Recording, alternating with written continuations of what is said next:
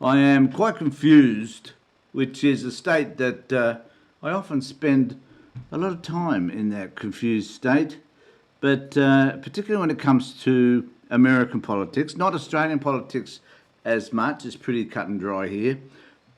Well, sort of. But in the United States, there are some issues which do have me concerned because often, when something new happens in the US, we often integrate that into Australian environment, or it somehow finds its way here like a plague. And there's a whole lot of stuff happening in the United States that I think could eventually find its way here, regretfully. But I want to talk about, particularly today, Portland, because this is an issue which keeps being raised here in Australia. It's in all of our newspapers. It's across the board. And I am concerned because facts matter. And here on the Tony Tompkins Show, because facts matter, you matter as well. So, what is there about Portland? Well, the place that I go to in order to get the most in-depth information that I can find is actually Sky News. Because it is Sky News who sort of disseminate, I should say, the information. They filter it out so that the most accurate definitions or the most accurate explanations for whatever is happening in the world comes from Sky News and the Murdoch press. You won't find any bias in that organisation. They tell you as it is.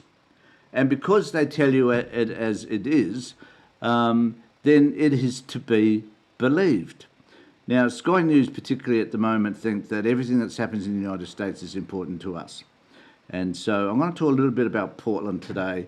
Portland, Oregon, not Portland, Victoria, because this is another example of where they kind of get it a little wrong, which is disappointing given the nature of their network and the power that they have to control those people over the age of 55 who normally watch them.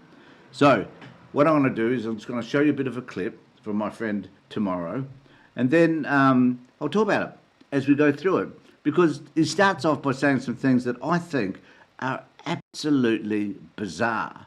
So we'll start with this. Here we go. By former Trump senior advisor Christian Whitten. Christian, welcome to the program. Now that's somebody I'd rely on, Trump's former advisor. He's a man of quality, integrity, and we wonder why he's a former advisor. But anyway, the point is, he is a Trump lover. Ram, thanks so much for joining me again. And I want to start out with some of the shocking scenes we have been seeing coming out of Portland, Oregon. We dealt a bit with this on the program last week, and it just keeps going off with the National Guard trying to deal with Antifa and radical left. All right. There we go. The news is just here. So it's Antifa and the radical left. Remember the word Antifa and remember radical left. Now, clearly in the United States, and it's emerging in Australia as well, if you're in a protest about things which are about social justice, fairness, equity, people being ripped off the streets, people being locked up without any reason for doing so. They're not criminals, they're just people that are just about doing their job. The point is, they, unfortunately to them, they have a coloured skin. And of course that's not the way it should be in the United States. It's important to be white or to come from the UK or some country, or Canada even though that's less likely these days, but certainly to have a lovely, beautiful complexion similar to mine. So that is important. And the fact that they keep raising the issue around Antifa. Now, as I said in a previous post, Antifa as an organisation doesn't even exist. I don't even know who invented the name, right? Maybe it was somebody on the right who said that they're anti-fascist. Well, bingo, the name Antifa. They're not an organisation. They don't organise this stuff. There's a whole group of people that just get up there and do their thing. on October the 12th here in Australia, there'll be a Palestinian rally, and I can tell you now, they'll already be talking about involvement of Antifa. They don't bloody well exist. So if I went to that rally, then I would be labelled as being part of Antifa, I guess. And in the United States, Antifa, a non-organisation, no headquarters, no boss, nothing like that, are being deemed a terrorist organisation. Crazy crap. And so apparently, we're told by tomorrow, that there's all these riots going on in the US. And it's just, we're told it's out of control. Now, I do wonder, what is the significance of that for Australia? Like, do we really give a shit? I personally don't, but as I said, some of these issues that they're talking about on the Reliable and the Fabulous and the unbiased Sky News, sometimes might be correct. So we need to note it. Because one of the things that Sky News want us to do is to feel afraid. So, a little bit more of my friend tomorrow. Now, the president has posted on Truth Social saying, "We will never allow mobs to take over our streets, burn our cities, or destroy America." No. Instead, what we will do is we'll take over your streets and we will ensure that you're living in fear. Because that's what we do. I'm not going to call them fascists. I dare not, because that's deemed as being inaccurate. Authoritarian, yes. Maybe not fascist just yet, but that certainly, I think, is looming on the horizon.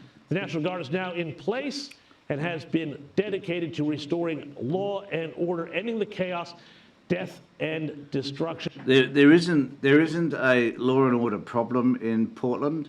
But nevertheless, if Trump says that there is, and if tomorrow says that there is, and if Sky News say that there is, well, then clearly there must be. Christian, tell us about what has been going on in Portland, and is this going to be another one of these testing grounds for using military force to take down some of these organizations loosely or more formally organized? Yes. Let's use military force in order to take down these organisations. Because as I'm about to show you, the rioting and the carry on is just way out of control. At least 6 protesters were arrested outside an ICE facility in Portland Tuesday night.